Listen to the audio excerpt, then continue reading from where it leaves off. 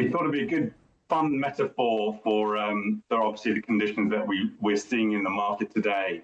And of course, Tetris is all about ebb and flow. It's all about compromising best fit with perfect fit, I suppose, or not quite the right fit. And the way we're trying to use the metaphor to characterize the market is that employers still have kind of surging demand, which represents the ebb and flow. It's quite a volatile environment.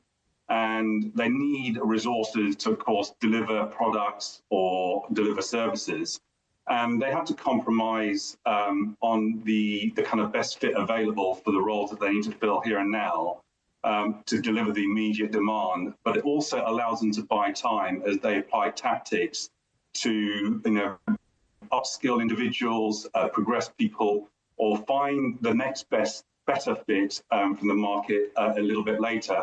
But they continue to navigate the ebb and flow, and it continues to surge as well. So it's quite a volatile environment. It's quite frenetic, but you're always having to compromise.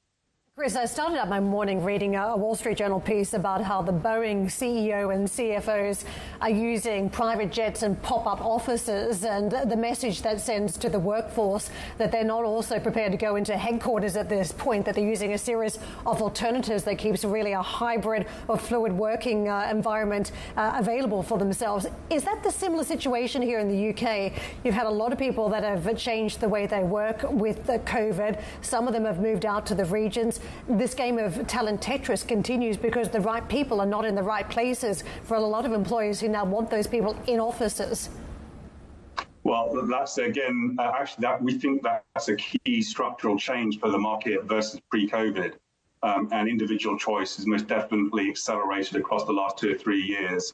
And we talk about this tug of war between the worker and the employer, as the employer wants people to come back into work, into the office, and the employee says, well, actually, of course, I like my lifestyle balance. I mean, the irony there is that employers do view work-life balance. In one of our surveys, nearly half of employers view work-life balance as one of the top productivity drivers. So that's the kind of challenging environment that we have. But there's definitely a drive by employers to try and get employees back into the office at this moment in time.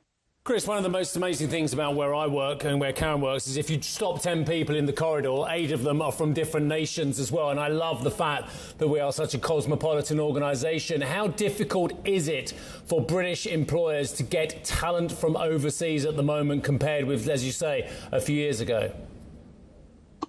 It's definitely more challenging, and we can't deny that fact. But employers are most definitely being very creative about the way in which they manage the talent gap, if you will.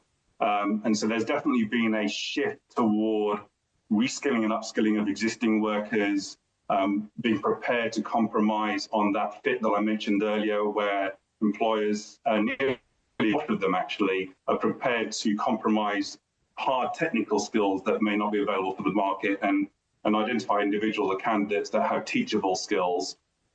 So I think there's firstly a kind of focus on how can we do more or work with what we have today in the UK.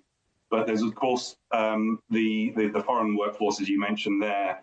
And again, we've seen some creativity there regards obviously putting pressure on the government to improve and accelerate and work with agility on visa applications, but also temporary work on kind of on a batch basis, a statement of work basis, where people come in just for a few months to do work from overseas as well. Hi, I'm Joanna Bersecci, and thank you for watching. You can check out more of our videos by clicking on the boxes on the screen. And don't forget to subscribe to our channel for more from CNBC International. Thank you for watching.